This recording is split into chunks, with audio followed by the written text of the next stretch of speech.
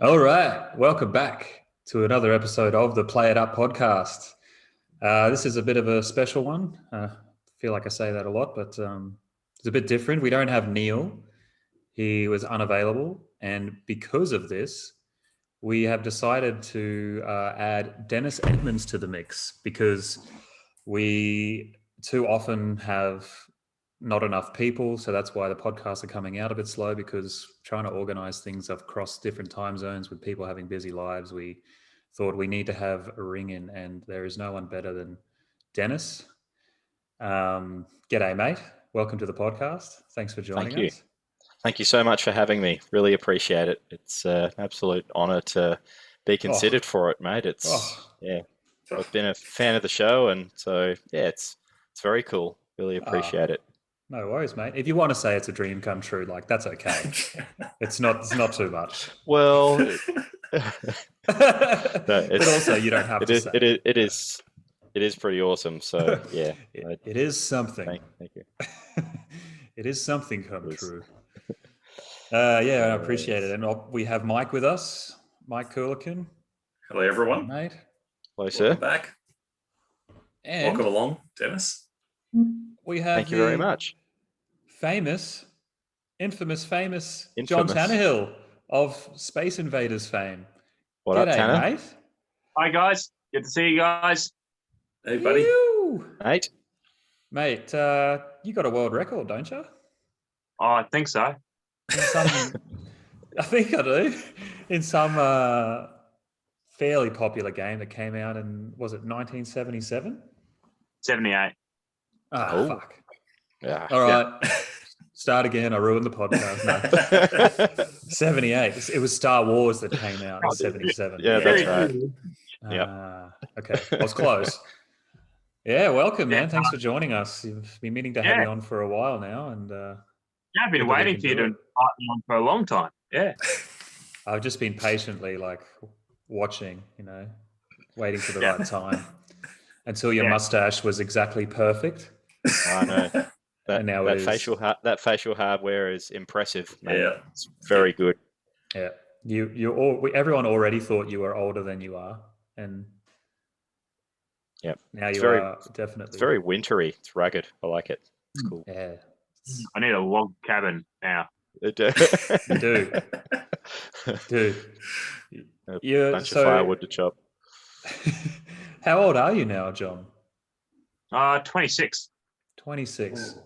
So you're definitely a fair bit younger than the game that you destroyed. Yeah. Yeah. Space Invaders is what, 43 now? Yeah. Yeah. Whoa. Right. That's awesome, man. Oh, That's super cool. Yeah, it is. Still good, still fun. I can't play it for too long, but it's fun. I don't know about fun, but Yeah, we need to get into that a little bit later for sure. It's a game. Yeah. It sure definitely is. is a game. It's arguably the most famous, most popular original arcade game that it started the arcade craze, basically. Outside of fun, everyone knows it. It's kind of the Michael Jordan of video games. For sure. It is. It's just you can really just you show someone one of the characters and they'll know, okay, Space Invaders, cool. Yeah, immediately. Yeah. That's awesome. Well, Dennis, even when people see the tattoo of Gallagher ships on my leg, like, oh, Space Invaders, I'm like, yes, yeah, pretty of course it is. close. But yeah, if Space Invaders is the Michael Jordan of video games, Gallagher's on Pippin. Yeah, for sure. Yeah, 100%. Gallagher is like Pippin. Yep. Yeah. You don't correct him, Mike. You don't say, no, you idiot. No, because then there's Donkey Kong in between there as well. So Donkey Kong was probably the coach of the. That's like the Dennis Rodman of the game. 100%. Like the Dennis Rodman. Donkey Kong just disappears for 5 days, having a bender in Las Vegas, snorting glasses, and rocks up in the park. Yeah, comes back and tries to throw barrels. Spend a weekend doing WWE wrestling. Goes back and plays playoffs. Man, what a legend. Love him. Shit. That's so good. Dennis, can you give us a little bit of insight into your life with gaming? Maybe a bit of a rundown of if you have any first memories of getting into gaming, what your first console was, and then maybe up until now, what your favorite arcade is, your favorite console, and some of your favorite games. I mean, that's a lot. That's a loaded question, but take your time. I'll remember one of those. I've got it written down. It's all right. Yeah, good. That's all right. As long as you can keep us on track, that's great.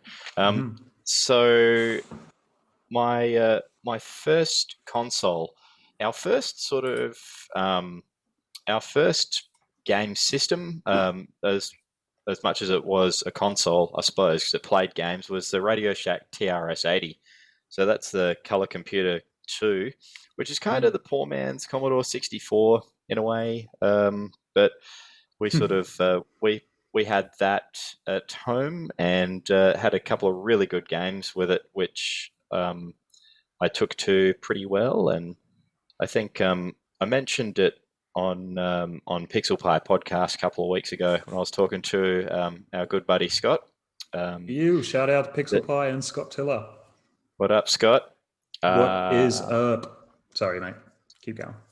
That's A-okay. So a couple of games that were really good were Dungeons Daggereth and Canyon Climber. There was a third game. I can picture the I can picture like the game cartridge and the little picture on it. I can never remember the damn name. It was a space game. It was really good as well, and probably like many in the sort of vein of those times around there, it would have been a knockoff of Space Invaders, I suppose. Again, so we got into that, and it was a game. So we got a NES as well, and so my brother and I started our gaming through the Nintendo side of things as well. And so Nintendo kids growing up, had a ton of NES games. I think we ended up having 45 or 46 NES games, which is a pretty decent haul. And holy crap! Yeah, we did pretty well. I guess we used to clock games so quickly. Like I think our parents sort of struggled to keep up, and I think there was a decent back catalogue. So we were kind of lucky. We used to get new games regularly, and like I think. Like most, I think probably like yourself as well, Shaun, that you'd have the family go out and rent games for the weekend as well. And because you've only got the game for the weekend, there'd be a lot of fighting to get the most game time. But for sure, yeah, the fun of it. So there was that. I think my favorite games on the NES were probably the Double Dragon franchise, which isn't really much of a surprise to you blokes as well, considering I hold the world record now in Double Dragon, and that's really got when we got interested in it, because Double Dragon 2, first game with simultaneous two-player on the NES for that genre, and it was pretty good fun to play, matey. Spent a lot of time on that, many hours trying to get through it, and it was a bloody good challenge. So you have the world record on which version of Double Dragon? So I have the world record on Double Dragon Arcade in 2 different tracks. There's one in the normal track, which is sort of the anything goes maximum points, and then tournament rules as well, where there's no exploits. And so at the moment, no excessive point pressing kind of thing. Yeah. So there's Double Dragon has been widely sort of acknowledged as a bit of a broken game, because it's got a couple of spots where you can just really go for broke. There is still a timer, so it's not exactly leeching. It's more point pressing because you still got a timer and a finite amount of lives. But you get a really overinflated score from this one spot in level 2, and so you can just sort of go nuts and get a really massively overinflated score from just that one spot as well. And so you work it up so that you almost get an extra life for every life that you spend. So you can spend a few lives there trying to go through, and at the end you sort of have to go through and play through after that. Okay. Yeah. So mate, I've got records in that. I've also got I think I've still got a record in Double Dragon 2 on NES NTSC for the NES Classic Mini as well. So there's a separate track for that on TGs as well, and I've got that. I did hold I did hold number 1 in like the little Nintendo Game and Watch for Donkey Kong Jr.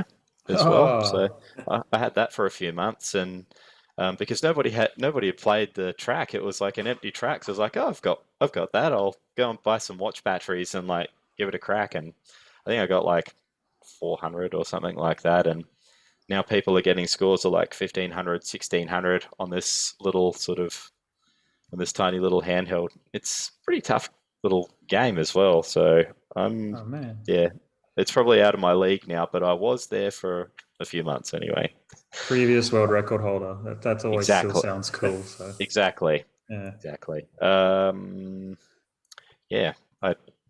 So what else was there? So what I asked you, or yeah, questions. Yeah. There's a few. Cover it for your records, or yeah, pretty much. I think there's a few other games here and there, but yeah, just I'd honestly have to go back and remember what I submitted for on Twin Galaxies. There's a few, but right. I think maybe we'll go through, like we'll have it up next episode and we can go through it. We've got heaps to talk about this episode already. So yeah, definitely. But yeah, we need to know your resume so that people listening can just be like, wow, this guy's the man. Got to check my credentials, man. Yeah. Exactly. Yeah. We have a very strict initiation. Yeah, exactly. For the Play It Up that'll podcast. Come later. Yeah. Hazing. It's filthy. Once Neil's back, yeah. Yeah, see, he's the dirtiest bloke of us all, and he organises it. So we wait for his back, and that doesn't surprise me one little bit. Anyone who plays Ghosts and Goblins that much has to have something wrong with them. Mm-hmm. I think. Poor Neil, he's not here. He's just ragging on him. Sorry, mate. Hey, mate. All right, then. I'm actually worried about Neil because once he got the Ghosts and Goblins world record, he turned around and goes, "Oh, I think I might play Circus Charlie next." Yeah, he's a broken man. And actually, it's brutal. I get him out on that. Oh man, he really likes the tough challenges. Hey. Yeah. Yep. He's a glutton for punishment. Oh, he does. He's actually going to love us talking crap about him. He'll love it. He's so funny. Oh, so Dennis, after the NES, what happened after that with games and so on? Yeah. Hit the PC games pretty hard, actually. So then, you freaking nerd. Master Race PC. We're into Doom and Doom 2 and all the first person shooters that came up around that era as well. And so for quite a while we're into that. And kind of like a lot of different PC games around that time. You know how you used to get the PC Gamer magazines where you'd get the game demos on either CD or on floppy disk if you ended up getting them early enough before they used CDs. So we used to just load up on those, and yeah, I think there were tons and tons of demos and whatever my brother and I would go and get games off of mates at school and that sort of thing. So yeah, tons of time we spent playing PC stuff. There was so much out there, and it all came up pretty quick as well. It was amazing, when you think of it, just how quickly PC gaming sort of took off once games like Doom really paved the way for it. So yeah, that was us. I don't know. You guys sort of do anything like that around that vintage at all, or probably? I was picking up some PC CD-ROM, from PC Gamer Mag demos from Salvos around the early 2000s, and just having a delve on our, I don't know what PC we had. It was like a 486 or some Dell or I don't know what it was. It would play. It had Turok was one of the demos I found, and that demo was awesome. I managed to it literally forced me to learn how to set resolutions and have the frame rate and make sure that it's going to play on my spec PC to be able to play it in a fluid format. Yeah, so Turok was one. Tone down the graphics res so that your computer can handle it, and that's it. And the hours of trial and error for a console gamer like me to try and figure out what these things meant in a PC configuration setup. Cartridge in, power on, and away you go. It's not really the same. But yeah, jumped into Turok. It was one of the early levels of Turok, and that was awesome. And Forsaken as well, which is the full 3D, almost first person shooter. You're like in like a hovercrafty things, cruising around different 3D levels, and that was sick. You had different weapons and shit. Yeah, nice. But yeah, and that was pretty much my like delve into PC gaming. Just playing with those demos. Yeah. There was so much to play, and like I sort of said before, everything just came out sort of within the space of a couple of years, and it was pretty amazing. In between there, the PS1 came out, and so we had some good PS1 times, and got into our love of Tony Hawk's and whatever through there, and mate. Oh yeah. And probably less popular, but I spent a lot of money on Xbox as well. So original Xbox was one of mine, and I think a couple of friends had what generation would have been out around there, Tanner, for Sega? That would have been Dreamcast at that point, yeah? Around when? Around PS1 sort of vintage. Yeah, so Dreamcast came out in '99. So you had the PS1, the Nintendo 64, and then the Dreamcast were all battling it out at the turn of the millennium. Oh, that's right, N64 as well. Yes, we had one of those as well. That Nice. yeah, so couldn't go past GoldenEye, and the amount of fighting that my brother and I did when you'd play like slaps and just annihilate each other, and it'd just spill over to real life, and emotions ran high. It was good fun. A few fatalities, in the living room. Oh yeah. Yeah, the amount Dennis is trying to rip my spine out. The amount of holes that got made in walls from us bloody shoving around and being uncoordinated idiots. Oh man. Who says video games don't cause violence, eh? They definitely do. So bad. In 17 and 18-year-old boys, yeah, definitely. Yeah, I think anything causes violence at that time. Oh, mate. You look at the person wrong or fart in their direction, mate. It's on. That's it. Yeah. Sibling love. Yeah. Oh man. Yeah. So I kind of, with the rest of the consoles that I owned, everything sort of progressed from there. And as the next gen stuff come out, we'd sort of invest and play all the different decent games that would come out for each console release. So I've been trying to hang on to them and get the ones that I'd unfortunately sold, but then I'd realized a few years down the track, I was like, I shouldn't have sold it. And then you have to go and buy it back at the inflated price, and you kind of pay for that a bit. So yeah, I've got a SNES at the moment as well, Xbox 360, an Xbox One, a PS2, a PS4.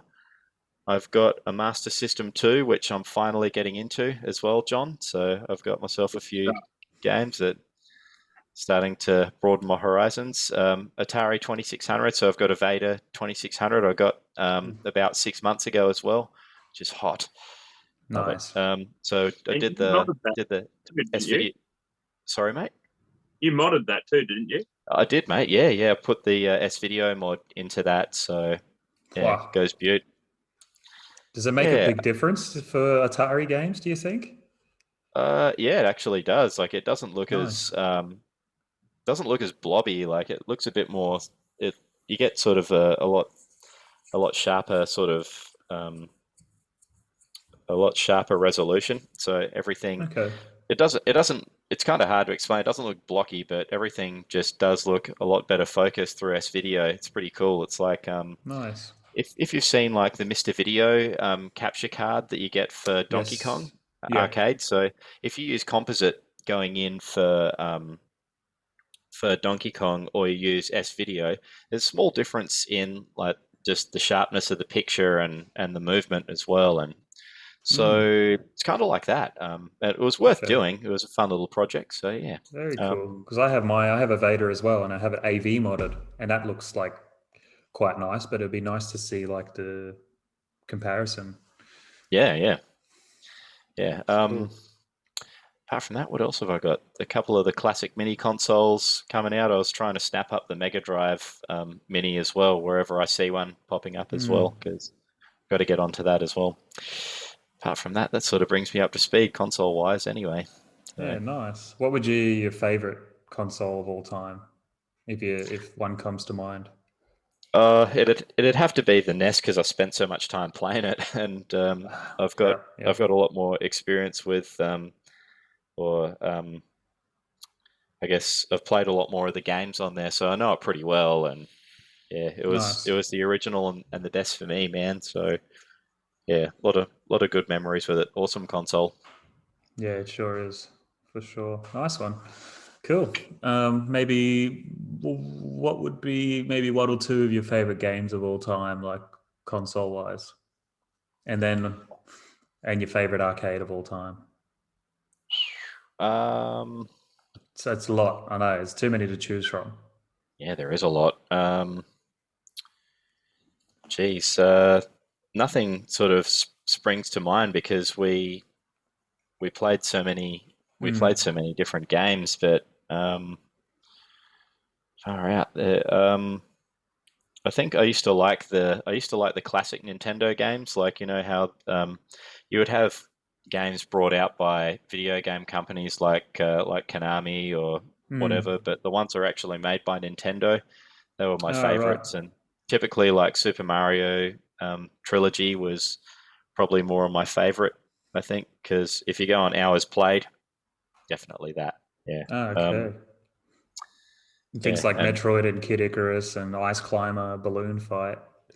They're all fun, all fun games, I reckon. Awesome. Yeah, really cool. So, hey, John, mate, nice. I hear you got a bit of a collection and CRTs and stuff, and like maybe a sick Sega Nomad. What do you reckon? Weren't you going to answer the same questions you asked Dennis? I feel left out. Yeah. Also, eventually, what was your first? I have a Sega Nomad. I haven't told you that yet. Look, all right. That's true. You don't Let's know be that. honest. Sean forgot to hit record on the last meeting, and I made a huge mistake. And I'm very sorry, but we're going to have to go through some of this stuff again. So, what was your favorite console, first console, and game?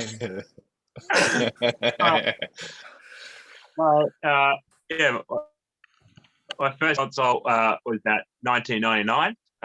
Prior to, no, so I'll go. So my first video game experience was when I was a kid. We had an old Windows 3.1 for Office PC with a whole bunch of like weird little games that played on the desktop because that's the best the PC could do back then, as well as producing graphs. Yes. And so games I loved, and that was like there's like an alpine skiing one where you saw it was downhill skiing where you went through the Shalom course. I used to love that one because eventually the game would just say, "Nah, get fucked," and a little Yeti would come on screen and eat you, like pick you up, chomp you down, and you could outrun. Still hilarious the second time around. Yeah, it is pretty good. A little bit, but like eventually he'd get you. And I just loved that as like a 4 or 5 year old, right? That was my favorite game on there. And then, as like any kid growing up in the late 90s, all I wanted was Game Boy. And I used to beg my parents incessantly, going, "Can I have a Game Boy? Can I have a Game Boy?" And Mum, would always say no, and then eventually just pulled a random number out of thin air and just went, "Not till you're 11." So it was like, all right, no Game Boys until 11. But eventually they felt bad, and they bought my cousin's old Sega Mega Drive 2 console around 99, 2000, around that time period. And ironically enough, this is basically just as Sega was going out of business, was exiting the console market, I finally get a Sega Mega Drive. So you couldn't buy any games for it, so I was stuck with the two games that came as the pack-in games, because those are the only games my cousins had, as Altered Beast and Sonic the Hedgehog 2. And Mum took one look at Altered Beast and went, "No, you can't play that. It's to do with the occult. Turn into a werewolf and bad things." So couldn't play Altered Beast. That one was the shelved. devil. Yeah, game. Sega is the devil's console. It's too edgy. Haven't you heard of Night Trap, John? That's the same console. Jesus. Go and play some Super Nintendo. And so, the only game I could play then was Sonic the Hedgehog 2. So I basically, memorized that game like the back of my hand. To this day, I can almost play it blindfolded. Actually, I can't play it blindfolded, but I can play it and always all the rules and complete the game, and it's all good fun. And I look like I'm a whiz, right? But so that was for my first couple of years. That was my only intro to console gaming, apart from occasionally going to the local pub or the RSL and being stashed away in the kids' room for a couple of hours. That was where I got my first sort of Nintendo fix. I remember playing Lilac Wars on the Nintendo 64 and the original Star Wing and Clock. And I had vague memories of these games, and that spurred me on years later to actually track what those games were. And the Star Fox ones were easy. It's easy to figure out what those games were, but it took me a very long time to, I had this faint image in my head of what Clock was, but I couldn't remember the name for the life of me. And I finally remembered it and then tracked down a copy of Clock. And it's not as great as I remember in my childhood, but it's still pretty fun. And it's very Rayman-esque, which I also loved. I loved Rayman games as a kid. But so that was how I got started into, video games, console games. My very first console was already a retro console. So, set the ball rolling. A few years later, when I was 10, I started collecting retro consoles. I saved up my pocket money, bought a Nintendo 64. By that stage, I already had a PlayStation 1 and stuff like that. And then, eventually, my next purchase was a Nintendo Entertainment System. And I had so I played some terrible games about an Italian plumber, jumping on turtles. It didn't make much sense. Well, when you say it really like doesn't. that, It wasn't straightforward as being a blue hedgehog running around collecting rings, going really fast, and then jumping on a mad scientist, right? That makes sense. That makes sense. Very relatable. Yeah. It's very grounded my in next door reality. neighbor was a blue hedgehog, and the guy across the street was actually a mad scientist. So every day. My friend growing up with Tails. You had a friend that was Tails. My best friend had two tails. My best friend wasn't. Would have been. He was born in Tasmania, though, so Makes a lot of sense. Yeah. So, hello to everyone listening in sunny Taz, by the way. Beautiful place. Hello and sorry. To Danny down there in Contest, if you're listening. Yeah, Danny, he had surgery recently, right? I think I saw it on Facebook. Yeah. To get rid of belly fat. Yeah. Hope you get better, mate. Better soon, and you can get back playing the old Kong and Pac-Man. I think he loves, right? Well, he just had those two games delivered from Richie in the US. They're currently at Jimmy's place. He said that Jimmy could hold on to them until after BPAC, and then after BPAC, his Donkey Kong and Miss Pac-Man are being sent down. Nice. Yeah. Very, very cool. Awesome. Nice, man. So where were we up to with you, John? Talking about consoles. So I've got big collection of consoles. Obviously, I have a real soft spot for Sega, particularly anything Mega Drive. That era, for me, just like the look, the sound.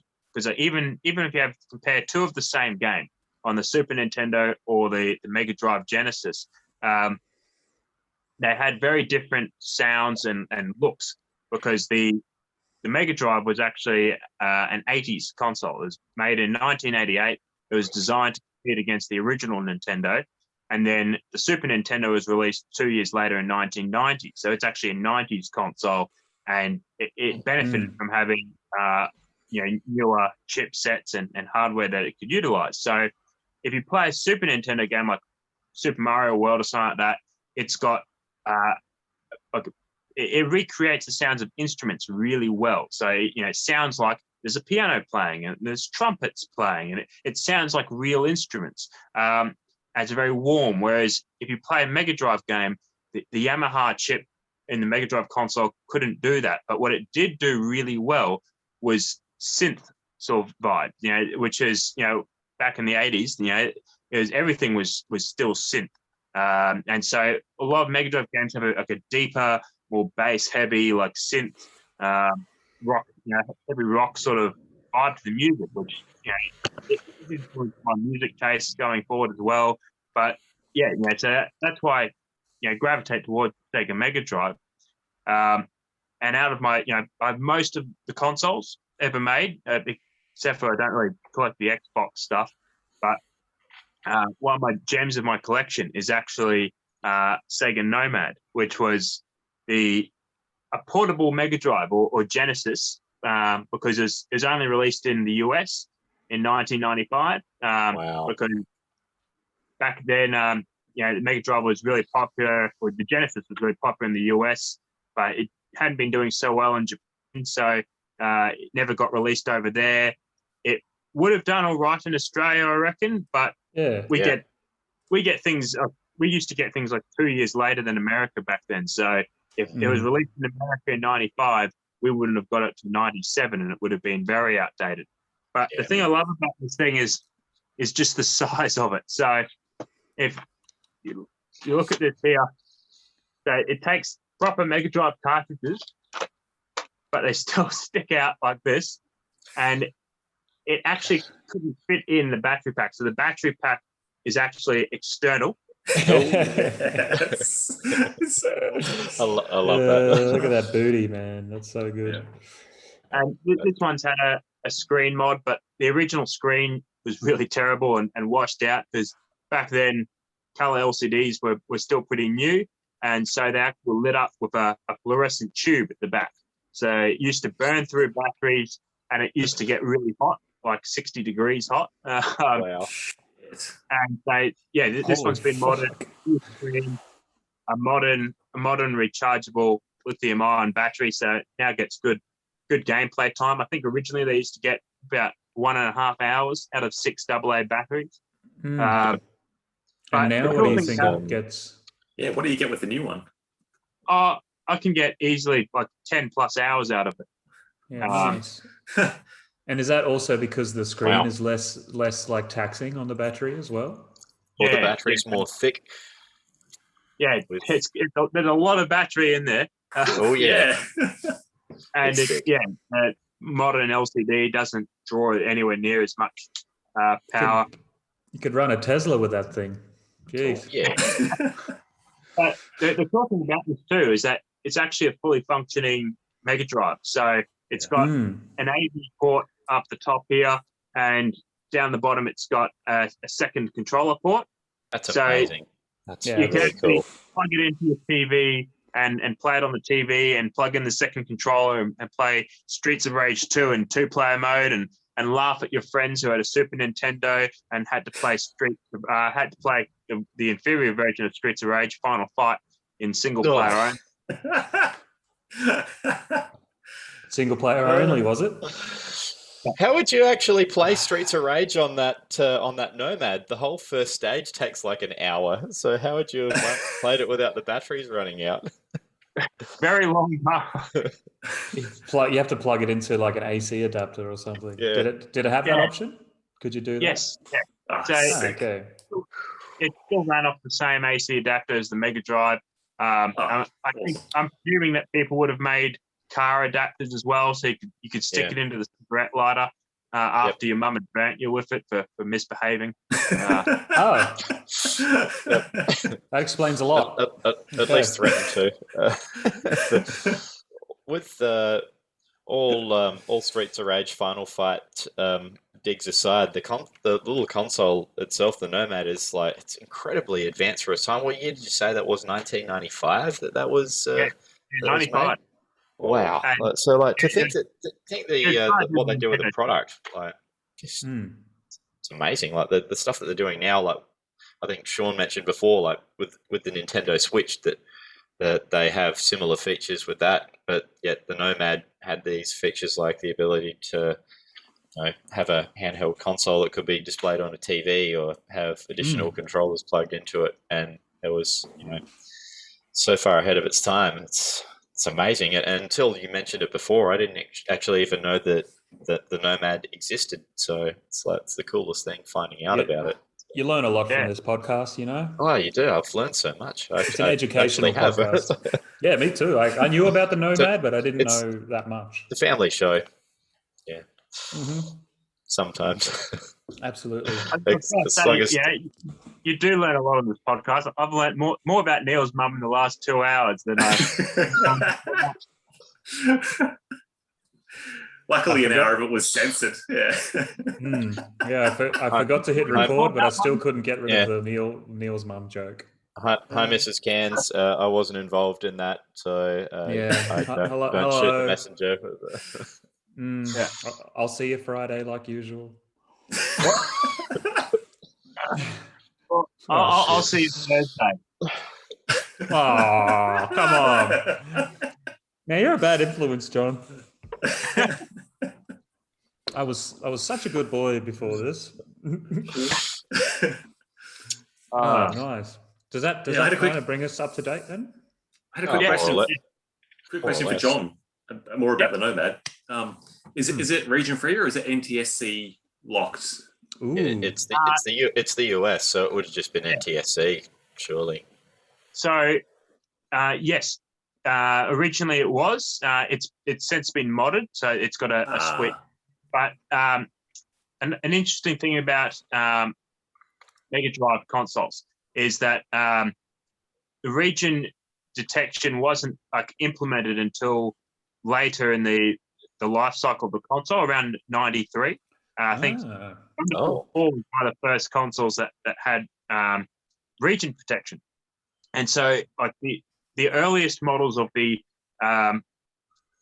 Mega Drive and Genesis, they don't check for a region at all. So that's why the very first models are sought after.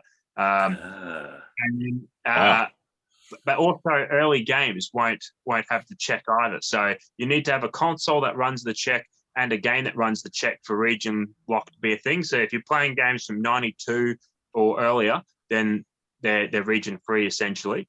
But then games from 93 and later would they'd want to pair up with the right region. Yeah, right. And they're all the same cartridge shape, unlike Super NES, except for Japan. So Japan, right. But that's also an easy mod, like 5 minutes with a Dremel to the cartridge slot. It's the same. It's just the cartridge shape is slightly different. So you just need to Dremel out the cartridge slot, which has also been done to this, and it can take Japanese games. Wow, nice. Man, that thing is very well modded. Yeah. Plays everything you want to play on it. Yeah, it's really cool. And I had a question. Nah, it's gone. Nope, it's gone now. And it's gone. Shit, it'll come to me. But anyway, that's really made me want to go get a Nomad. That's super cool. If you can find one, geez, they wouldn't be very common now, surely. Yeah. Not cheap, no. No, I think about a $400, $500 console now. Oh, fuck. You just have to serve a lot more coffee, Shaun. A lot more coffee. Yeah, a lot more. Well, only being released in one region and so late in the Genesis life cycle, there just weren't that many sold. It's clever thinking. Like it almost could have worked. Like the idea is that if they sold everyone a handheld console, but that everyone already had the games for, because the idea was that everyone already had their collection of Genesis games, and they were looking at the next generation, the PlayStation and the Sega Saturn, and then Sega said, well, now you can play your old Genesis games on the go. That was the whole strategy there, and it just didn't really pay off because I think it was too far ahead of its time. It was too powerful trying to cram a whole modern, at the time, console into a handheld. Such a cool idea, though. Wow. Yeah. It really is amazing. And now Nintendo has done it with the Switch very well. Yeah, a lot later. Yeah, Sega did it first. Yeah. It's like a Simpsons did it sort of thing. Yeah, Simpsons did it. The Sega games on the Switch now too. Like they have Sega. Yeah. Like Sega has Sega games for every platform, right? Yeah, they're a really good way to play those Sega games too. They've done good jobs with the ports. Virtual Racing, that's one I reckon. Check that out. Yeah, I've seen that and heard about it as well. Like from the My Life in Gaming, I think did a bit of a retrospective. They did on it. Yeah. Yeah, really cool. Very nice, mate. Well, ever gotten any world records, John? I think so. There's Yeah. stack of Space Invaders. So for those that have lived under a rock for the last 50 years, Space Invaders came out in 1978. It was the first real sort of arcade phenomenon before Pac-Man, before Donkey Kong. Every milk bar, every arcade, every bowling alley had a Space Invaders. And then about 14 years after that, I was born. And then about 25 years after that, around just in time for the 40th anniversary of Space Invaders, I broke the world record, which is saying that when Netherworld, so I'm sure regular listeners of the podcast are well aware of Netherworld. It's a arcade bar in Brisbane, popped up in 2017. When they first opened, I wanted to go and play an original Space Invaders cabinet because I'd never played one. I played a cocktail table with a 4-in-1 or whatever multi-board. That was how I was introduced to the game, actually, at a local fish and chip shop. That was the only game that my dad knew how to play. So we used to play Space Invaders back and forth. And then eventually I got the Game Boy version of Space Invaders and played the hell out of that, got really good.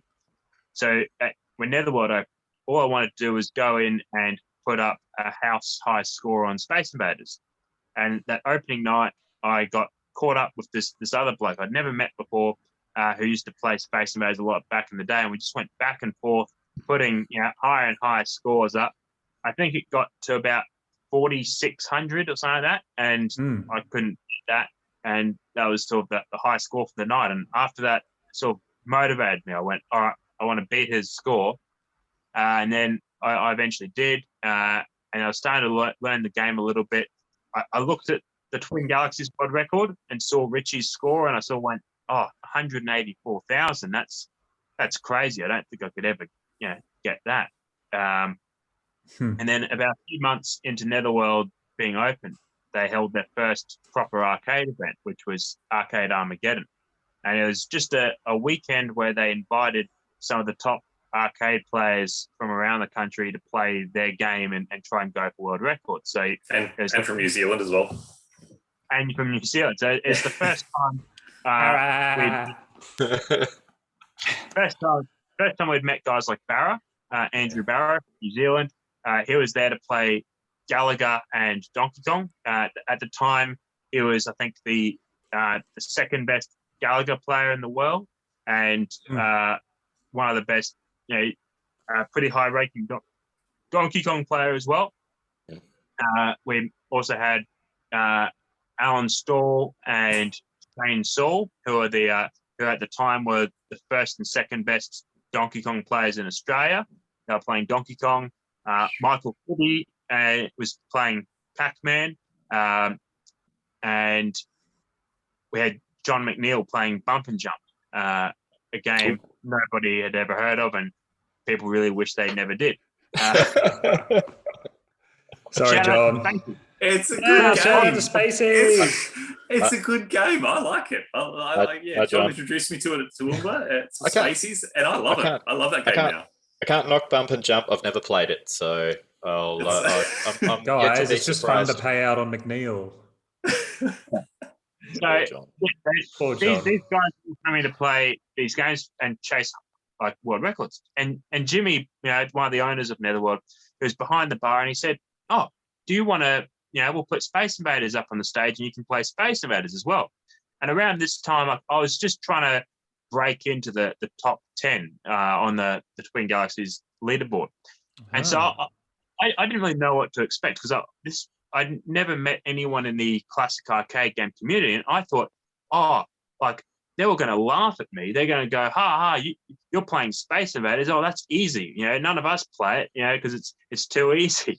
We do laugh at you for it. Yeah. And or they'd just be their own clique because they'd be on this really high level and down here. But as all of you guys would know, the Australian arcade scene is really welcoming to anyone that wants to join in. And so made lifelong friends with those guys during that weekend.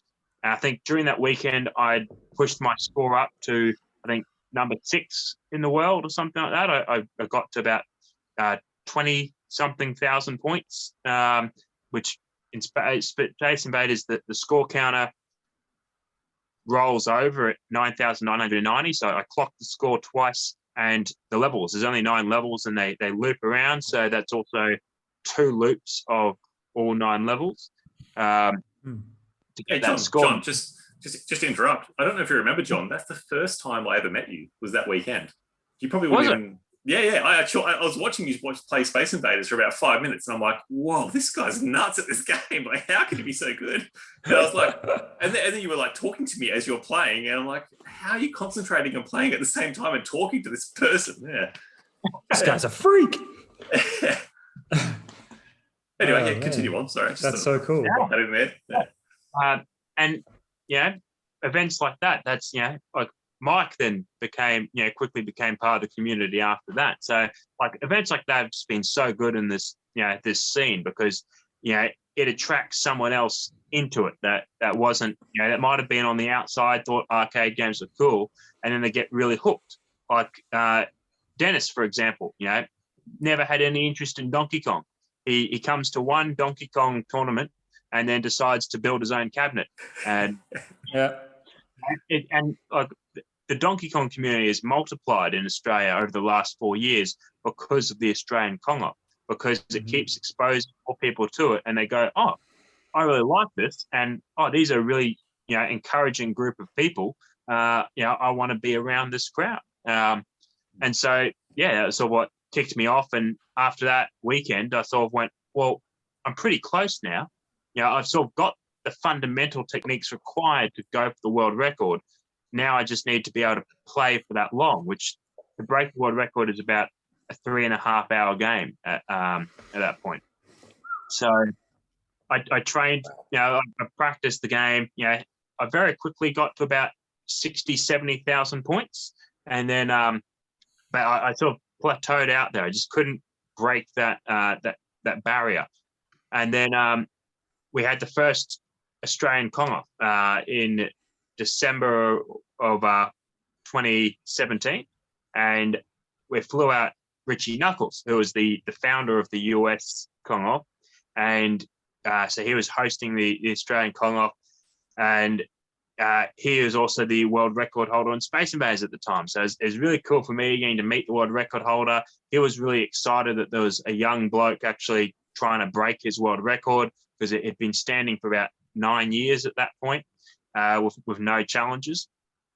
And he actually, he did give me one bit of advice. I'd sort of developed one bad habit when I was teaching myself how to play, because at the time I was trying to do the correct thing, but it was a bit beyond my skill level. So I compensated and started doing something that wasn't, it was made the game a lot harder than it needed to be for me. When you get into the last invader, you've got to follow it exactly and shoot it. Otherwise, if it drops, if you miss that final shot, it's game over. And what I used to do is I used to just sit still, and I used to trust my timing that I'd get the 1/60th of a second timing with the button correct to kill it. Because what the better way to go is you move with it, and that gives you then about more time. 1 second. Yeah, it gives you about 1 second to collect yourself and make that shot. And when I first started learning the game, I wasn't skilled enough to do that. So I used to just sit still and trust my reaction time, which would work to a certain point. But eventually you get about an hour in and your reaction times start to fade a little bit, and I'd keep going. So Richie said, why don't you try moving with it?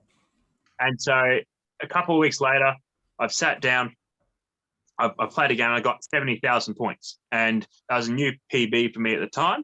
But the record, I've always recorded all my games in case I did get a new PB. But the recording corrupted. So the next day, I sat down. All right, I'm just going to play one game of Space Invaders, get 70,000 points again, and record it correctly. And then I was going to have some lunch.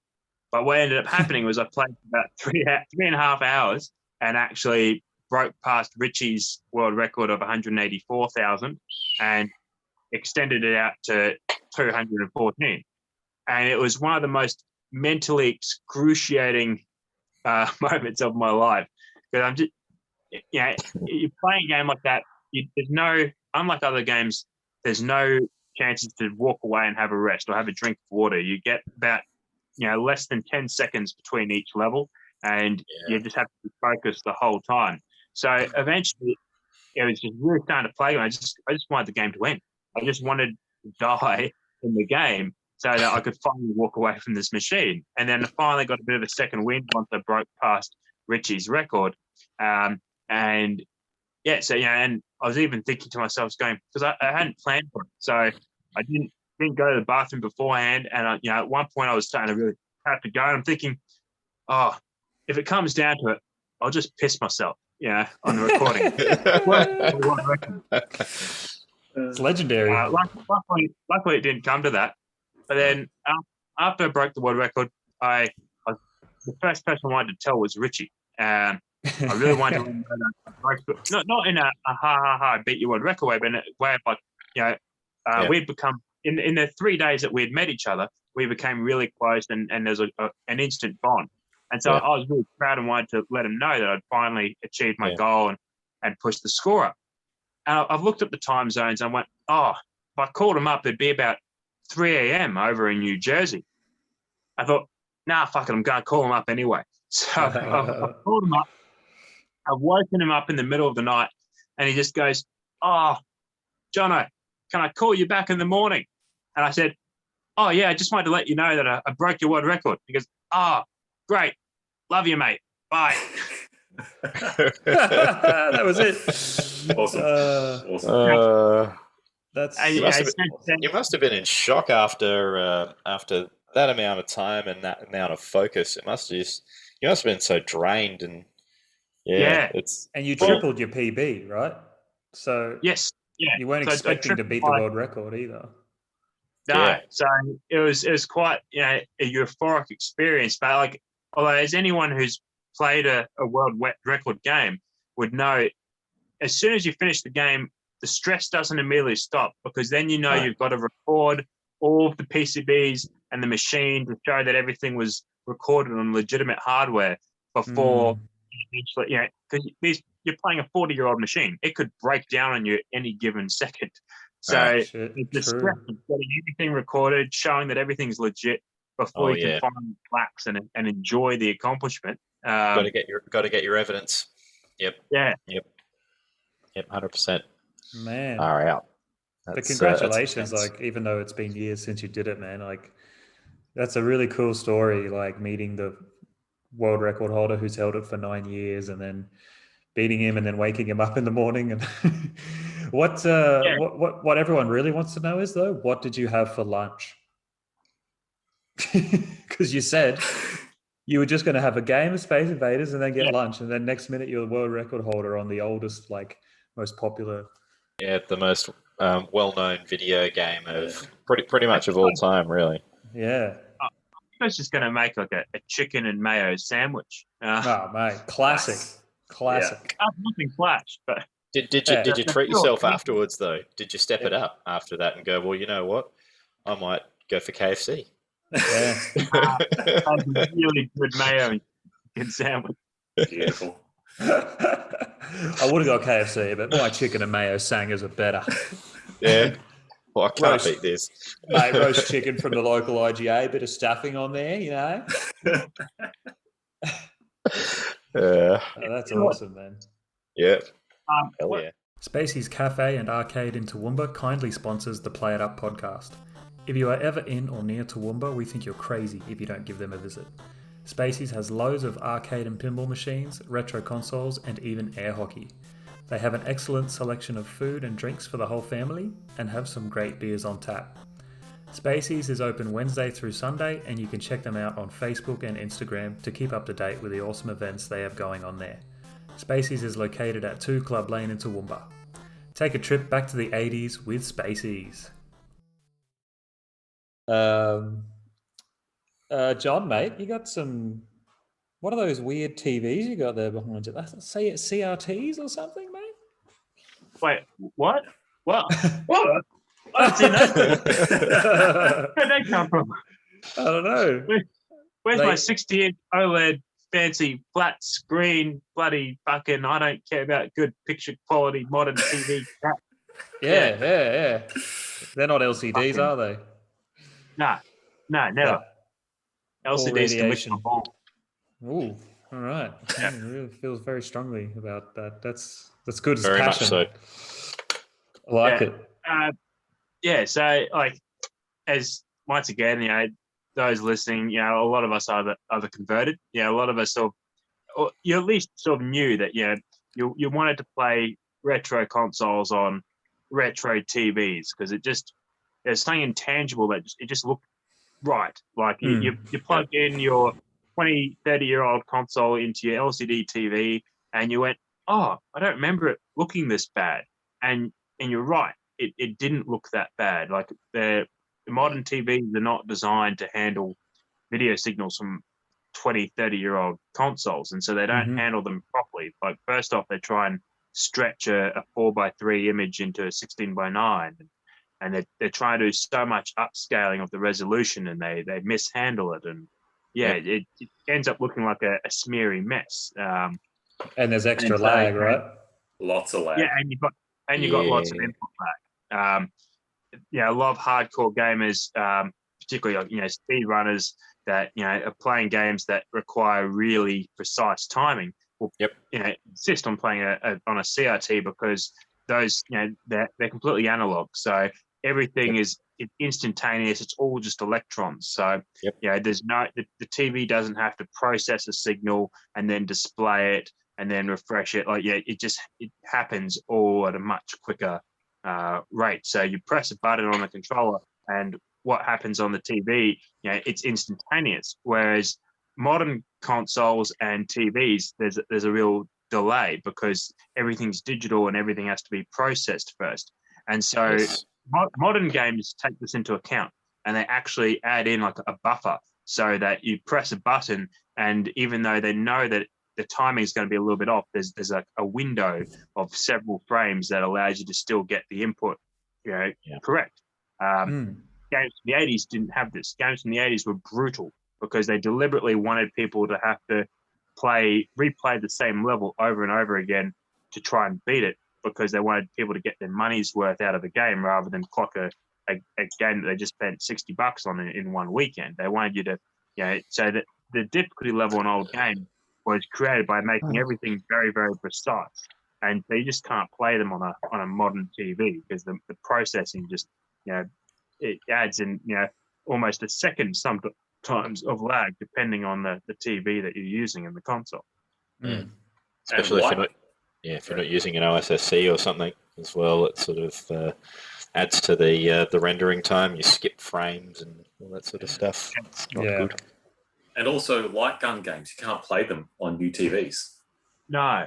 Yeah, because that's coming off the the timing and the light emitted from TVs, and so modern LCDs can't play light gun games on them.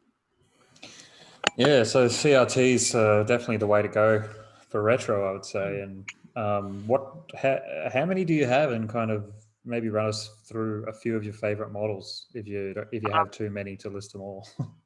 Yeah, well, I've got a lot. Like even just in this room, I've got 1, 2, 3. Like not all of them are working, by the way. I got 1, 2, 3, 4, 5, 6, 7, 8 if you include the Vectrex. I would, but because I sort of went down a rabbit hole. Like most people, start playing retro consoles on a CRT, just your standard AV plugs, so your red, white, yellow plugs. And to actually explain to the uninitiated what's actually being carried through those plugs, your red and your white are your audio, your left audio, your right audio. So that's your stereo audio. Older consoles might only have mono audio, so they'll just have one. That's all right.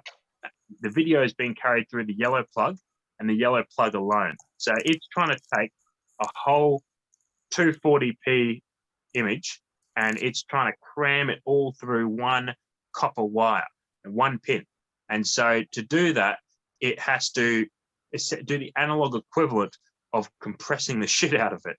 And so what it means is that a lot of these the signals that's trying to tell the TV, like what colors to display, they interfere with each other because they're all running on the same line. And so when you're playing an old retro console on a TV of any description, LCD or CRT, if you're running through RF or composite, you'll see like there'll be color bleed, or there'll be rainbow artifacts and all these like, little artifacts in the image.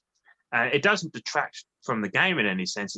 It's not the sharpest image. And old CRTs hid that really well. They were designed to, the glow of all the phosphors was designed to hide all the imperfections, whereas a modern LCD shows it up crystal clear. And that's why playing games on a modern LCD through composite will look terrible. Right. So that's what most consoles shipped with. Is back then they either shipped with AV or RF, depending on how old they were. Again, and RF is the radio frequency. So that's even worse. It took the sound and the audio, put it in one channel, then it converted it into a radio frequency, and then your TV decoded it from a radio frequency and split it back to video and audio. Perfect.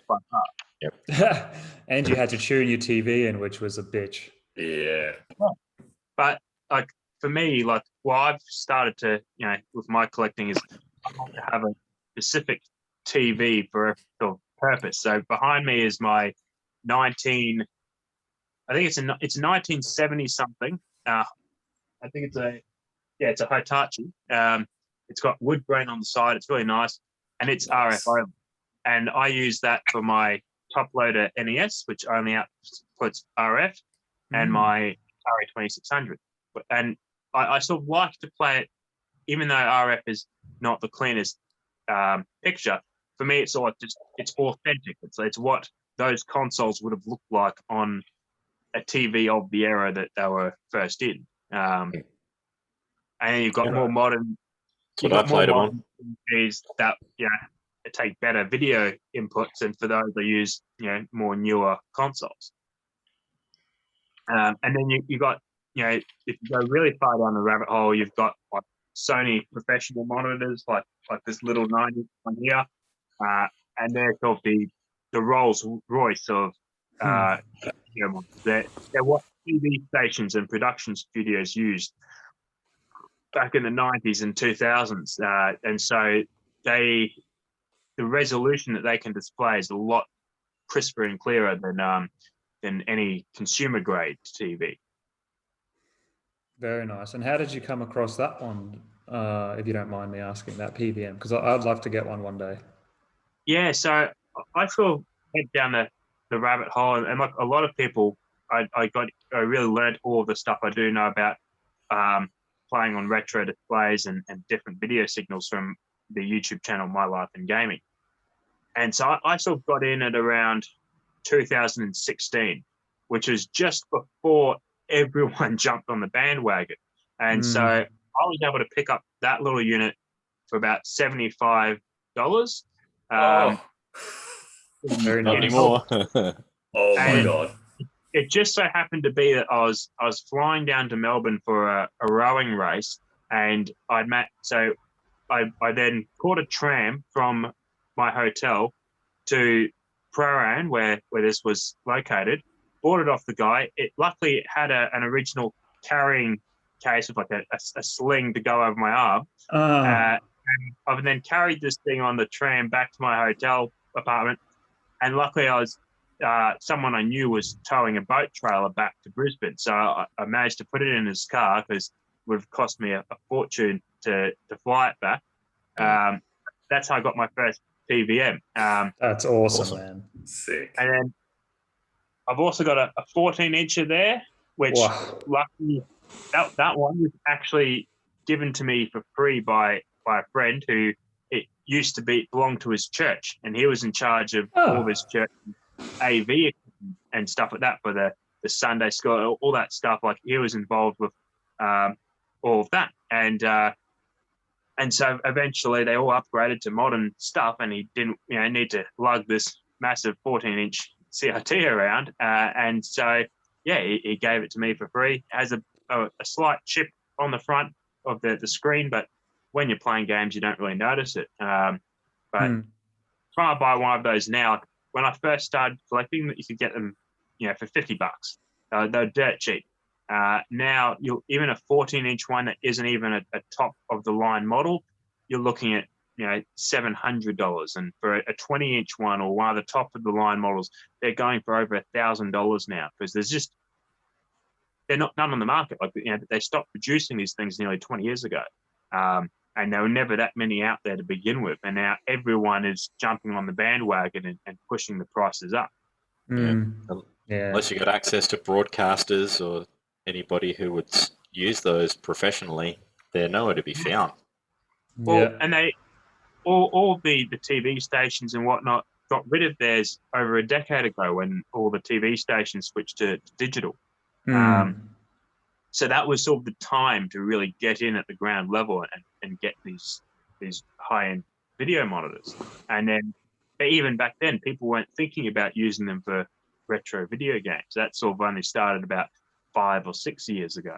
And the trend's really taken off because you got people trying to and the kind of video quality that these monitors produce, it's almost too good. Like the video looks crisper than really even the game developers ever intended. So some people don't even like playing retro games on them because they think it looks too perfect. And it's worse than what they're saying there. Some people might insist on playing an old TV that only has RF because it's authentic to what it looked like back in the 90s when they were playing, as opposed to sort of going for the perfect possible image. Right. And you prefer what's authentic or whatever looks the best? Right. So for most of my consoles, I will go for what looks the best. Yep. And then it's just, it's nice to sometimes put something on the old, the old wood grain TV just for that old sort of soft glow sort of feel of watching an old TV. You have to dial in and there's no remote. It's all push buttons. Just that tactile feeling, right, of like clicking the buttons in. And the great thing is that I don't think you can see it, but each of the buttons has like a slot that's red when you press it in, so you know what channel you're on. And they're not lights. They're just little pieces of paper. It's like a mechanical switch that there's a black piece of cardboard and a pink piece of cardboard. The little tags pop up, It's a TV from the 70s. What do you expect? Yeah, very cool. Awesome. Very nice, man. And so we got up to talking about the signals with the AV, like the yellow, red, and white. Yep. So my understanding is the next best thing after that is kind of S-video and component. Yep. So But S video is its own step, and that's probably the one that you're going to see the most difference in. So what S video does is it's like a little black plug that has like 4 different pins in there. But what it's actually really using 2, the others are ground. But what it does is where the yellow plug put all the video through one wire, the S video splits it into 2. It splits it into luminance and chrominance, which is it's represented as YC in like technical specs. So one channel carries all of the brightness data, and the other carries all of the color, and then they're added together to create the image. And because it keeps those 2 channels separate, it just means that there's less bleeding, and there's less compromise of the image. It's a more faithful representation of what the console's actually generating inside. Right. Your next, yes, and most TVs from the late 90s would support that, and most consoles from the mid to late 90s support that video. But most people back in the day didn't even use it or know about it, because no one was really caring about these things looking they possibly could. And then the next level up is the one that everyone sort of is going for. The most pure form is RGB, or it's technically RGBS. And what it does is it's actually the exact signal that the console is generating inside. Like everything else is basically that the console creates this perfect image, and then the console then processes it into an S video or a composite video signal, and basically degrades it to be able to push it through the TV. RGB is taking exactly the signal as the console intended it and passing it through one for one. And it does that by splitting it into 4 channels: R, G, B, and S. Red, green, blue, and sync. And so basically you've got one channel for each of your colors, so none of the colors interfere with any of each other. And you've got one that, and then sync carries basically everything else that, it syncs it all together. It's still simplifying it a little bit. It's still a little bit more complex than that, but that's the general gist of things. So that's the most pure analog system that all of these old consoles from the 90s and 80s can possibly produce. And some of these consoles can't actually produce this out of the box, and people mod their consoles to be able to produce this perfect image. And and most consumer TVs as well can't actually accept that image, except for in Europe. Europe had, most of their TVs had what's called a SCART socket, and basically like the equivalent of analog HDMI. It was a 21-pin socket that could basically it could carry whatever you threw into it. So it could carry composite, it could carry S video, it could carry RGB, because it had 21 fucking pins. It was standard in Europe. No TVs in America had it. Japan had an equivalent called JP21 that actually looks identical but is wired differently, so it's very important not to get those two mixed up. And Australia got some TVs imported from Europe back in the 90s. You got your luxury European brands like Loewe, Bang & Olufsen, Metz, Grundig. Yeah. Man, I see Grundig stuff around here a lot, actually. Yeah, I think it's you see it everywhere. Yeah, you see it. Grundig is German. You see it everywhere over there in Europe. They're like our Sanyos and our Panasonic. You just see them everywhere on the curb. Das ist mein Grundig Fernseher. Oh ja.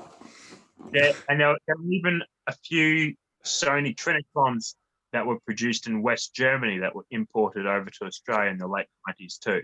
And they're really sought after. But apart from that, the only other handle RGB video without a modification are these Sony professional monitors. So in the US, that's basically all they've got, because they didn't have access to any of these European imported TVs. So that's why in America they're really sort of, and there's more broadcast monitors in America because every town had like a public television station, whereas Australia, we just had 3 networks, essentially. So,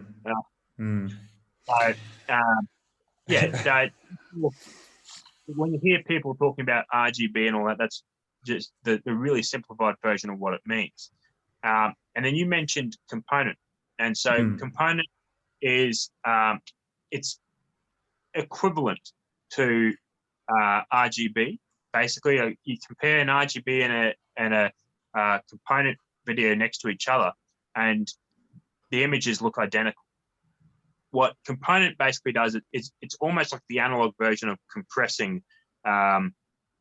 RGB is just the straight through. It just takes what the console produces in RGB and it sends it through the TV in RGB. What component does, which is it's the little RCA plugs that are usually red, green, and blue, and they carry. So the technical name is YPBPR. The Y carries the luminance, much like S-Video, carries the brightness data.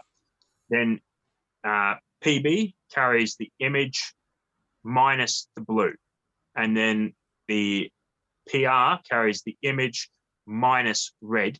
And then the television does the maths to figure out what the green is. It basically it's missing and figures out. That way, you're able to take the same quality of image, but pass it through essentially using less bandwidth. Once again, this is super technical. So if there's someone who knows more about this than I do, please don't attack me. But this is the layman's way of explaining it. Yeah.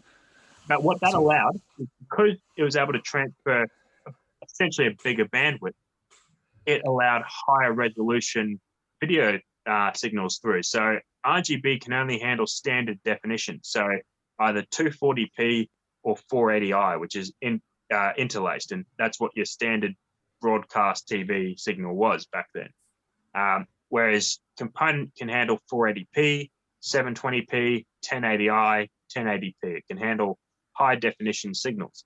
And so you saw a lot of late era CRTs in the early 2000s with component inputs. And so consoles like the PlayStation 2, PlayStation 3, the Xbox, the original the GameCube, the Xbox 360, they can all output component to a CRT, particularly a CRT that can handle those higher resolutions, which they were only produced in like the early to mid 2000s. But there were a few 16:9 HD CRTs that can display 1080i resolution, which I'm quite fortunate to have a 32-inch Trinitron, which is HD, and I love that. That's what I use to play my PlayStation 3, my Xbox 360, all of those early HD consoles. I always run through the HD CRT just because I prefer the image of a CRT than watching an LCD. And that's a story for a whole nother day about why people prefer the image a CRT produces over an LCD, because there are people that will watch all their modern stuff, modern Blu-rays, modern everything on a CRT because they actually prefer the image. Yeah, and I think there's fair enough. Just watch stuff the way you like to enjoy it, and if it is on a CRT, that's awesome, and I can see why people do that. And I love the look of a CRT and the image it produces. I don't know how to explain it, but I just feel like there's something special about it. And it's warm, because it is warm. There's a physical heat, physical glow that you don't get from an LCD. And also, a lot of people talk about the black levels, because until OLEDs came out, an LCD TV couldn't really produce true blacks. Plasmas sort of could, but LCDs couldn't. And it's because the way modern screens work is that they have to be lit from either the front or the back. But there's basically a grid that has all the different pixels, and there's sort of gates that let a certain amount of light through from each of the colors on the subpixels, right? So each pixel is made up of a blue subpixel, a red subpixel, and a green subpixel. And then the circuitry inside tells the TV how much light to let through each of those subpixels, and that's what creates whatever color is the pixel. And so for that to work, there needs to be an external light source passed through it. So if you're trying to display a black, for example, you've shut off all the subpixels, but the light behind it is still coming through. So it's a very dark gray. Modern TVs have gone a lot better at making darker blacks because they have a lot, rather than having one, type of big lights on the back of the LCD, they've now got lots of smaller ones that they can turn off individually or dim.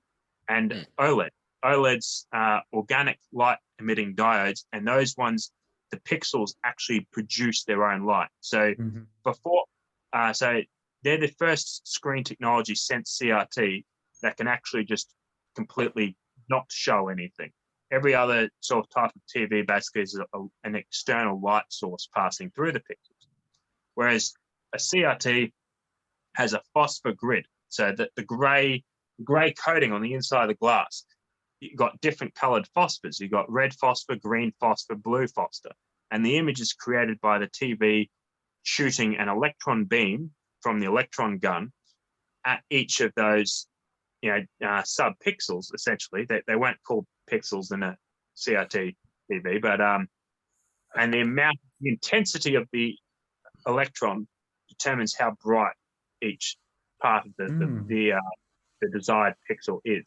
And so that's how you create an image on a CRT. So what you're seeing is actually the glow of that phosphor. And so if you want to create a black on a CRT, you just don't shoot an electron at that part of the screen. And so it's literally just showing the blank screen. That's why the contrast is so nice and it looks so good. Yeah. Yeah. Wow. Man, it's fucking, I don't know about you guys, I think it's fucking fascinating. Sorry, can you repeat that? I was just ogling. As far as the contrast and black levels, it basically took LCD, modern TVs 20 years to catch up to what CRTs could already do. But the benefit of LCDs is that they could display higher resolutions. They were a lot lighter and easier to produce in bigger screens. And that's what people wanted. People didn't really care about, all this other stuff we've been talking about. What they cared about was how big their TV could be and if they could count with one person. Nobody wants those 9-inch tubes anymore. Everyone wants like a massive 70-inch. I just love getting like a better picture out of old consoles on old tech too with CRTs. Like playing on my Super Nintendo through even S-Video just looks great. Yeah, it's just quite rewarding. Yeah, it is. Yeah, it's like I don't know how to explain it, but like just making the most out of something old, and just appreciating it instead of like just going for the newest thing. Just appreciating like the tech of the time and that it's still beautiful. It's still great. It kind of only recently I've been watching some of the old DVDs I watched 20 years ago. I've been watching them on my CRT on a DVD player on my PS2 to my CRT. Just to have that same feeling of what it would have been like, but with the better graphical output on a better TV now. It's still a CRT, but just a better quality one. And just enjoying how they would have expected everyone to watch it back in, the 1990s or 2000s, and sort of getting to appreciate what they expected you to see on a screen instead of watching it on the 16:9 version on my LCD in the lounge room. Right. It's sort of seeing it in a different way, like a way that most of the people would have watched it back then. Yeah. Keeping it all like authentic to the era. It's cool. Yeah, that's it. And it's not. Yeah, not all movies. Like I was going to watch Lock, Stock, and Two Smoking Barrels. I watched it recently, and I opened up the DVD and I realized it was a double-sided DVD. So one side had like the 4:3 aspect ratio, the other one had 16:9, and I was like, how cool! Wow, cool. Well, now I've got the 16:9. I'm going to watch it on the big screen because it'd be like I was at the movies back in the day watching this movie for the first time. And it was That cool is to have cool, this a bit man. of extra screen and like to watch it. So that was the other side of it is I don't know, seeing it's just experiencing it in a different way. Yeah. Absolutely, yeah. Speaking of before SCART, I had a Genesis. I bought like a collection here of Genesis stuff, Mega Drive. I ended up reselling all of it because, not making much money as a barista and dog walker, and I don't think I was even doing the dog walking yet. But I had Gunstar Heroes, and I played that through SCART on an LCD, a Sony LCD, but it was still through SCART. And I think I had it on gaming mode. The lag seemed okay. And it looked really nice, like really clear. But I still think it would have looked better on a CRT. But it was cool to experience like playing through SCART at least here. And I would love to get a CRT here. And I've seen a few around. But where we live, there's like no room. Maybe if I find one that I'm really into, I might send it home or something. Yeah. It'd be cool to have that with the SCART. I'm pretty happy. I'm not like a video file, I guess is the word, right? Like where I need everything perfect, but I do enjoy doing it kind of halfway between the shittest and the best. Yeah. It's nice to have it looking decent for sure. Yeah. So we are running out of time a bit here. I think we'll have to have you on again at some point, John, because I want to talk to you about Game Boy modding as well, because that was like one of the Game Boys I have. The first one modded was mostly done by you. So we'll have to talk about that. Used to salvage it. Yeah, I don't know, like what happened. Like maybe you said it wasn't working, and then I was like, oh fuck it, I'm going to try to put it together with whatever I have here, and somehow it was working. I don't know what happened. I didn't do anything. So Awesome. it was you who made it. Who modded it and made it work. I just put it back together and somehow it still works. And I just got new battery terminals for it in the mail like yesterday because the other ones are like rusted and shitty. But we'll have to have you on again and talk about Game Boys. And you got a bit of collection of Game Boys? Yeah, I got a bit. Nice. Not as much as Scott, but yeah. He loves it. Nobody does, man. He's gotten me into modding more, man. Scott from the Pixel Pie podcast, like, it's good fun.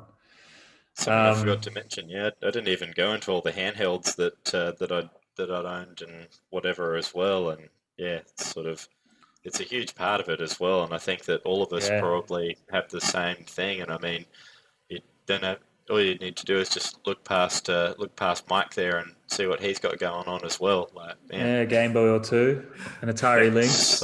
So good. Yeah. So cool. I love it. To tie it back together, as a kid, I did eventually get a Game Boy, and it was before I turned 11. I was 9. Yes. Oh, and it's because my parents were planning a family trip to the US, and they did not want to have to deal with me on a 15-hour flight. They bought me for my 9th birthday a Nintendo Game Boy so that I could entertain myself. the lesson is be annoying enough that your parents have to buy you cool things to distract you. Exactly. Well done, John. That's great, man. That's a lesson for everyone. Yep. Well, that's why we ended up with our Game & Watches in our family, because we were flying from Ireland, to Australia, and the parents were like, we've got to do something with these kids. Yeah. That's probably why I got 2 Game Boys. Yeah, man. We got 2 Game Boys, and it's probably because there was 5 of us in the family, and I mean, if it's happening now, but they give them iPads instead and then ruin the kids' brains. Yeah. Oh, True. well. I don't think it ruins their brains, but yeah. Let's end this podcast with a PSA. Parents out there, don't let your kids play Fortnite. It'll rot their brains. Yeah. Play Sonic. Yeah, play Sonic 2. It'll give him good hand-eye coordination. Yeah. Oh, that's awesome. You wanted to give a plug or two, didn't you, John? I think, another day, another time. Okay, no worries, mate. Not a problem. We are. It's start a whole nother conversation. Okay. Yeah, right, true. Well, if anyone has any quick things they want to say, go for it, or we can just end it off here. Oh, yeah, upcoming events like we've got BPAC coming up in July. John, the Australian Arcade Championships. Yep. That was the one I was going to plug, but decided to talk. Okay. No worries. Might as well. So, Quick let's plug, do it. let's do it. That'll have to be. Yeah. It might have to be in large part 2, Tanner, as well. Yeah, because there's a lot to talk about, eh? Exactly. We could get talking about BPAC for another 2 or 3 hours and not recording. Yes. Sorry. Give us the 2-minute rundown. For those of you in Australia, particularly in Brisbane or the Queensland area, we've got the Brisbane Pinball and Arcade Collective Festival, essentially, is happening on July, I think it's 16th to 25th. Something like that. It's 10 days, weekend to weekend. It's at the Brewdog Bar and Brewery in Murray in Queensland, and it's 10 days of arcade and pinball events and competitions. From the arcade side of things, we've got some really good events lined up this year. Particularly, we've got the 1cc marathon happening at One Up Arcade at Morningside on Wednesday. I wish I knew the date, but I don't. But on the Wednesday, we've got that happening, and that's just a community day where everyone's going to try and see if they can complete as many games as they can, arcade games as they can, on one credit. So that's just going to be a really fun day.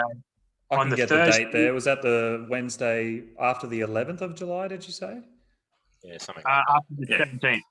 Wednesday the 17th. 21st. Wednesday the 21st of July. Yeah, Yep. 21st. So then on Thursday the 22nd in the evening, we've got the Super Ultimate Punch Turbo Edition.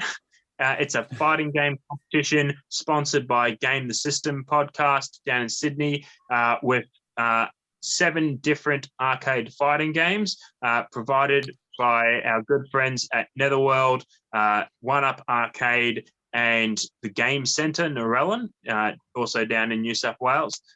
Really good people. They've all chipped in to help us get the 7 coolest arcade fighting games out there, and you'll have to play across all 7 of them to win the tournament. It's all head-to-head. It's very exciting.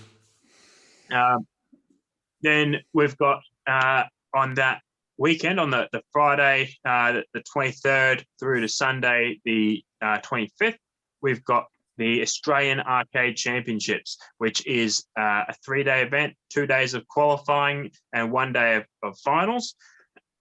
And it's played across 25 arcade games, ranging from the late 70s to the early 2000s. It's going to be an absolute great time. Tickets are available from the website www.benepac.com.au. And it's going to be a great event. So if you're in the area, even if you're not super into arcade games, I forgot, the first weekend on the 17th or whatever, there's the Australian Kong Off 4. Yeah. It's going to bring in all the best Donkey Kong players from all around Australia. That's probably the premier arcade event. That's the one that's going to have the biggest crowds. Be like Dennis, turn up, watch some people play Donkey Kong. Try to build your own cabinet. Come to BPAC 2021. Perfect. Yes, awesome. So many good events. And if you're into pinball as well, there's heaps of pinball events happening there. Oh, man. It's meant to be like over 60. Play It Up podcast, not the Pin It Up podcast. True. There's over 60 pins, though, like 60 something like that. It's going to be some sort of ridiculous amount. The technicians are going to be busy. We have our own beer. Yes. What is the beer? You brewed it, Dennis.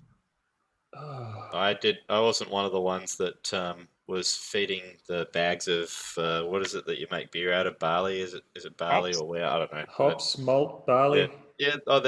We saw the hops and all the things and the tanks and stuff, and helped to prepare the brew that morning at Brewdog.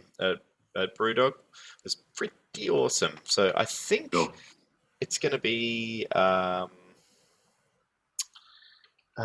It was made from like New Zealand hops or something like that. There was a mix of a bunch of different stuff in there, and Uh-huh. Yeah, I think the label says it's meant to be a New Zealand Pilsner.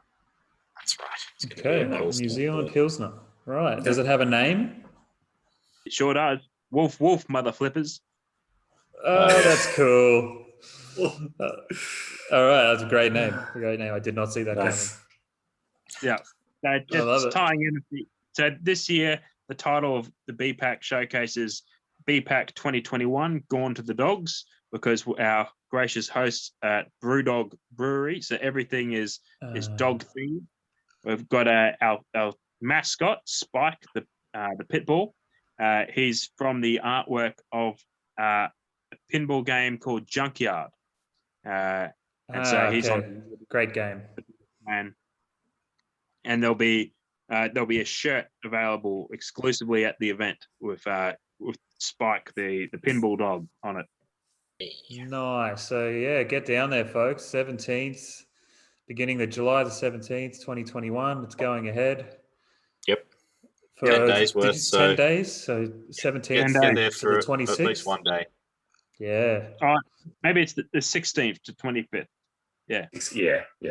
Okay, 16th to the 25th, and that's BNEPAC, spelled PAC.com. Yep. .au .org. .au. .org. Yep. Oh, Is it .org? .org? Yeah, pretty sure it's .org. It's either .org or .com.au. Try both. If you Google it, you're going to find it. Yeah, BNEPAC. Yeah, perfect. Yep. www.bnepac.org. .org. Okay. It's Thank an you. organization of some sort. Excellent. Yeah. Very Of nerds. cool. Of nerds. Wonderful nerds. Well, thank you guys so much for joining me. I am going to have some food maybe, and maybe play a little Donkey Kong before my German course. Oh. Thank you for coming along, and thanks to everyone for listening. Appreciate you, Jon Tannahill and Dennis Edmunds. Thank you so much. Cheers, guys. Thank you, And sirs. as always, thank you, Mike. No worries. Mate, just killing it. Have a good one, fellas. Yeah. All right. Cheers, guys. Thanks, guys. Thanks for the good chats. Hey guys, Shaun here. Thanks to everyone who tunes into the Play It Up podcast. We really love doing this podcast and really appreciate everyone who listens. You can find us on Facebook and Instagram by searching for Play It Up Podcast. You can find the full video podcast on YouTube, and you can listen to us on Spotify, Apple and Google Podcasts, Anchor, and more. If you want to ask us a question, you can do so on Anchor, and your question will be featured on the podcast. If you like what we do, please remember to like, review, comment, follow or subscribe, and please recommend us to your friends.